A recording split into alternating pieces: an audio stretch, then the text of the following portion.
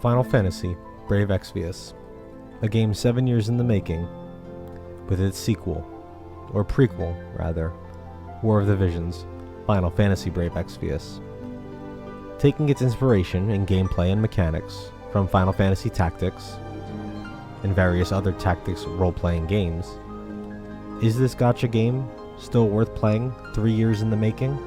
And if so, how should you proceed with starting?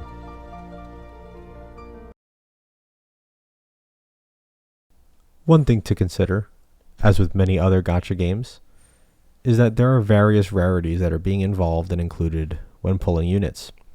The 4 main rarities to be concerned with are going to be UR, MR, SR, and R. Now, while there are other use cases for lower rarity units, the most competent and most powerful ones are often going to be found in the UR and MR ranges, whether they are gacha only or they are provided to us by the game themselves.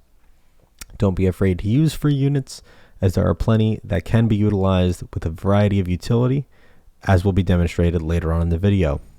That being said, those of us who are limited on units, materials, and various other things will resort to a mixture of UR and MR units until we're capable of building the team that we're looking for. Now, of the current best units in the game, we're currently graced with Addison Rae, which of whom you've likely heard of and is the reason of you discovering this game. But if not, there's also Dialdo, Glaciella, Flagbearer of Reform, or as we just call her, Flagbearer Glaciella, Sephiroth, and Winged Stern. These 5 units are in the UR tier. Now, of these 5, only 3 of them are currently available in the gacha pool. Those being Glaciella, Dialdo, and Winged Stern. Now, what does this mean for newbies? Addison Rae is a free unit, meaning that she is available to anybody and everybody who starts playing the game, both to obtain and to build to some degree.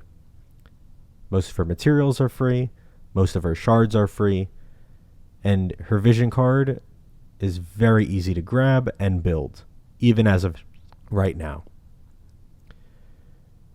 You might be asking yourself, if Sephiroth isn't currently available, why did I show him? Well, you see, this game, as with any gacha, works on collaborations, with various collaborations being passed through the ages. Some people play and join because of these collaborations. Some people merely play and exist during these collaborations. But something to keep in mind is that these collaborations do happen, and if you happen to have a favorite Square Enix title or Final Fantasy game, or all of the above, keep your eyes peeled, because I'll be listing all of the ones that have already happened, and that will likely be making a return at some point in the future. Moving on to the MR tier, good units to keep an eye out for are Grace, Marial, Nasha, and Shadow Lynx. Of these 4, the only ones to really keep an eye out are the first 3, as Shadow Lynx is essentially free to obtain and build through a matter of Mog Medal exchanges and bingo rewards. Grace is a phenomenal healer with excellent durability across the board, and while not the best healer in the game, offers substantial amounts of durability and bulk in her high resistances, master abilities, and other innate passives. Marial takes this a little bit of a step further, being a tank in the Spellblade job class. This allows her to maintain and gain hate while also managing with an arithmetician subclass. What this means is it allows her to utilize skills that are instacast, such as Height 3 Disable, Level 4 Banishka, and even CT Average, as well as a height-based cure. making her an all-around great unit. Nasha, on the other hand, is more of a standard tank. Running with the Paladin main class, she has incredible levels of bulk, massive amounts of HP that can be obtained through the EX Awakening as well as Transcendence, and even a Dragoon or White Mage subclass for those that wish to either run her as an off healer or an additional pierce damage dealer. Shadow Lynx, being the last one here, is going to be an excellent option for anyone intending on making a new account for the purpose of being an incredibly fast, incredibly agile, and incredibly evasive unit, utilizing Ninja main job as well as Dragoon and Samurai subclasses. It allows it to completely utilize increased evasion, increased attack, and increased agility in various passives and skills across the board. Now, what makes the other units strong, you may ask? Well, the URs are all strong in their rights and their wrongs. Dialdo, being an earth tank as well as a mage and magic user, allows himself to come away with very little damage being taken in a lot of incidents and scenarios while providing the much needed tank that Earth needs. Sephiroth is a jack of all trades when it comes to massive damage or damage per second, and offers various things such as remove re-raise, courage, protect, shell, and various other things such as barrier breaks and just pure raw multi-hit, preemptive hits, and just damage across the board. Excellent for any Dark Slash team. Now granted, because he's part of Final Fantasy VII Remake Intergrade, ooh, that's a mouthful, collaboration, you will have to wait for that to come back around should you wish to grab him. Currently though, we also have Winged Stern, who's an excellent light slash DPS unit, Glaciella Flagbearer, who is an incredible addition to the wind element across the board, and just overall allows the wind element to stay as relevant as it does, regardless of various other units and step backs that the element has had throughout the years of this game. Finally, we've got Addison Rae. She is an excellent addition to the Light Squad, being able to provide damage, support, and various other levels of integration into any light team, whether it's light slash, light magic, or even just a light various damage team. This means that she's an excellent addition because of this, but also because of the fact that she's free to build. I mean, who doesn't love free? That being said, it's not all sunshine and rainbows moving forward. Now, unique to this gacha game, unlike only units being pulled in gacha, there are also espers and vision cards. Espers being derived from vision cards, we'll only take a look at the vision cards. Now, various vision cards come across as collaboration based, such as Blades of Grass being Final Fantasy Tactics based, versus various other ones such as Gears of a New Fate being Final Fantasy VII, A Dance That's Out of This World being Addison Rae's specific VC, United Across Worlds being Reagan's specific vision card, Black Rose of the Battlefield being Black Rose Helena's specific vision card, and then you have general purpose ones such as Ramuh and Ifrit, both of which are general purpose 50% attack and magic vision cards. Now, while these two vision cards do have limited party abilities for fire and lightning elements, neither of them should be super considered as they don't get unlocked until it's been max awakened. That being said, certain vision cards do contain espers, and of these espers, there are certain ones to keep an eye out for. General purpose espers, such as Odin, which I have right here, are going to be great for just about any slash unit that you're looking to use in both PvE and PvP content, due to its slash attack, high agility, and man-eater esper board. On top of that, there's also Bahamut, which is essentially the same thing as Odin, but for magic users.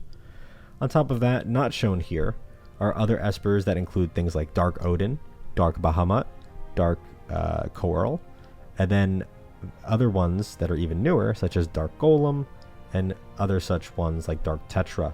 Now, of these are designed more so around specific use cases involving high agility, high damage output units. Good ones to keep an eye out for tanks include Phoenix, Golden Ahriman, Titan, Normal Golem, and Fenrir. There are other ones to keep in mind as well, such as Demon Wall, which is a Final Fantasy IV exclusive, Siren for slash resistance, Death Machine for more defense and attack, or slash attack should I say, and Aegeon, who's great, as well as Typhon for magic slash users, with Aegeon striving in the realm of providing magic resist, making it great for magic tank magic slash users.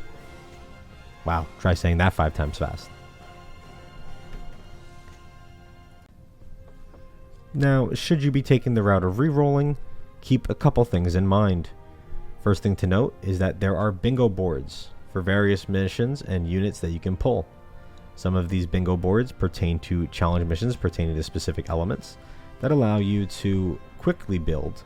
For example, select MR or lower unit shard X500 summon ticket and EXP cubes to level up these units, as well as various other building materials to be used to quickly gather and build the units you'd like. This can also be applied to newer and more recent units such as Howlett, Heaven's Blade, and Dialdo. On top of that, we have Mediana, who has bingo boards ranging all the way from the back, including starting with Shadow Links and working our way up from there, which then allows us to get Mediana and essentially get all the materials necessary to transcend and reincarnate her. The same can be said here, going all the way back with the first challenge mission bingo board pertaining to Mont Leonis and getting his shards. Mont not needing to be obtained as a normal unit because he is free through the story. On top of that, if we enter the Far Plane, we can look at what's called the Far Plane Archives. Now, in the Far Plane Archives, we have various little story, equipment, unit, and title quests. Now, the title quests we can ignore for the time being, as these are extremely high-end nightmare difficulty content, but what we're focusing on right now are going to be the unit and equipment tabs. Within the unit tabs, we're looking primarily at MacLeod, Ranel, Cyrell, and Krace. Of these units, MacLeod provides excellent amounts of pierce through the unique use of a Trick Lancer job class. Ranel utilizes Operative job class that allows her to provide excellent damage through her Dark Slash. Cyrell, being an Axe user, means that she has access to a variety of jobs, skills, and damage across the board. And Krace is an excellent addition to any team, being capable of utilizing both Gunner, Dual Gunner, and Viking subclass jobs. Sorry, not Dual Gunner. Yeah, not Dual Gunner. What I meant to say was Gunner, Viking, and Sniper. Moving over to the equipment tab, we're going to keep an eye on some special items here. Azure Glacier is an excellent sword for anyone that's utilizing fire or ice slash. Another option that we want to look forward to is going to be Icebrand if you're using an ice slash unit specifically. Martialist Fist Guard is a nice fist weapon to utilize across the board. Holy Lance is an excellent spear option if you don't want to take the route of Ice Lance. You also have Prunus Lamina, which is a great staff item if you're getting bored of using Platinum Rod. Diamond Mace is an excellent option for any mace users, such as arithmeticians, among others, that allows for the utilization of this particular weapon without requiring the struggle of obtaining and building a Platinum Mace. Kurokasami is an excellent ninja blade to utilize, and we're also going to be looking at Gigantax, Saiten, Cypress Pile, and Platinum Bow. We also have honorable mentions here in Coral Sword, Flame Brand, or Flame Tongue should I say, and Sasuke's Katana, Razalgathi, and Sleep Blade. Now, of all of these, don't worry too much, because each of these units' quests, so for example, if I tap on Revelka, I'll open hers up for free for now. If we tap in here, you'll see that on the high difficulty Revelka Acquisition EX quests, there are two weapon formulas, or recipes should I say. One of which being Waveblade, which is for an entirely separate class away from Revelka. The other one being Dark Gloves. Dark Gloves being the weapon that Revelka was originally designed to be utilized with. Now granted, there are other weapons that you can utilize with these units, and these can all be opened once per day for free. Now, these can be used to obtain the unit through the completion of the quest, such as here, and then gain their building materials such as shards and mind spheres. Easiest way to do this is with the Nightmare completion quest. However, with the Nightmare being very difficult, usually you can farm these mind spheres through the completion of the Brutal 2 quest. That being significantly easier and able to be skipped repeated as necessary. Now, this is not to say that these units are not fantastic and they aren't great to have, as they definitely are, but do keep in mind that in most cases, the gacha units are going to be a little bit better.